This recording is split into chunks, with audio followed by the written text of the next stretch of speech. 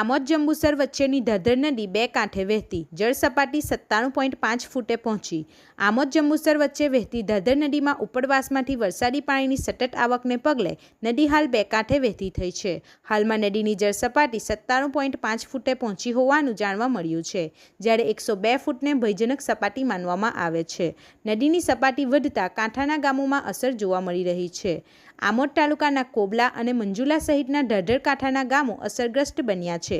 કોબલાથી દાદાપોર જતો માર્ગ ધરધર નદીના પાણી ફરી વળતા વાહન વ્યવહાર માટે બંધ કરવો પડ્યો છે, તેમજ કોબલાથી વણછડા જતો માર્ગ પણ પાણી ફરી વળવાના કારણે બંધ થયો છે।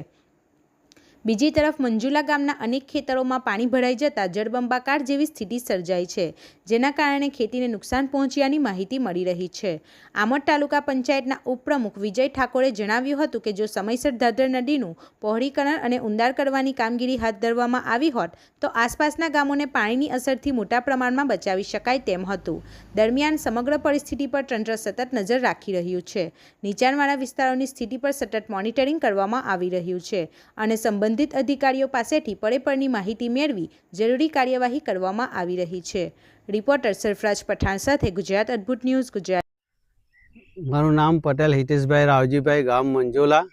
હાલ હમણાં સાંજના 7 વાગ્યા છે અને અમારે ત્યાં ધરધર નદીનું પાણી ઓવરફ્લો થઈ આજે અમારા ગામની 70% જમીનમાં પાણી ફરી વળેલ છે, જે ઘણું નુકસાન થયું છે। દેવ ડેમ તથા આજવા સરોવર, વિશ્વામિત્રી ત્રણે દાદરમાં ભેગી થવાથી આજે અત્યારે અમારે આ હાલત થઈ છે। હવે ખરેખર વરસાદે વિરામ લીધો છે, તંત્રએ સમજવું જોઈતું હતું, તબક્કાવાર પાણી છોડવું જોઈતું હતું, એની જગ્યાએ એકી ફેરે છોડવામાં આવ્યું છે। એ જે કંઈ હશે તે, પણ અત્યારે ખેડૂતોનો હાલ બેહાલ છે। મારું નામ વિજયભાઈ સન્મુખભાઈ ઠાકોર, તાલુકા પંચાયત આમોદ ઉપપ્રમુખ। અમારા ગામમાં કોબલા ગામમાં ધરધર નદી અહીંયાથી પસાર થાય છે। ધરધર નદીના કિનારે વાસણા, મંજોલા, કોબલા, દાદાપર આમ ગામ આવેલા છે। અવારનવાર ધરધર નદીમાં પૂર આવે છે, જે દેવ ડેમનું પાણી છોડવાને કારણે ધરધર નદીમાં પૂર આવે છે।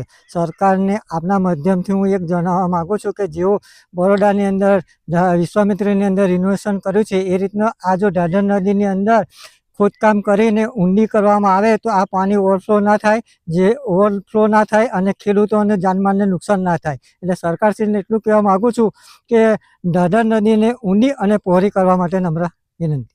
આપણી આસપાસ બનતી ઘટનાના સમાચાર જોવા માટે ગુજરાત અદ્ભુત ન્યૂઝ ગુજરાતીને લાઈક કરો, શેર કરો।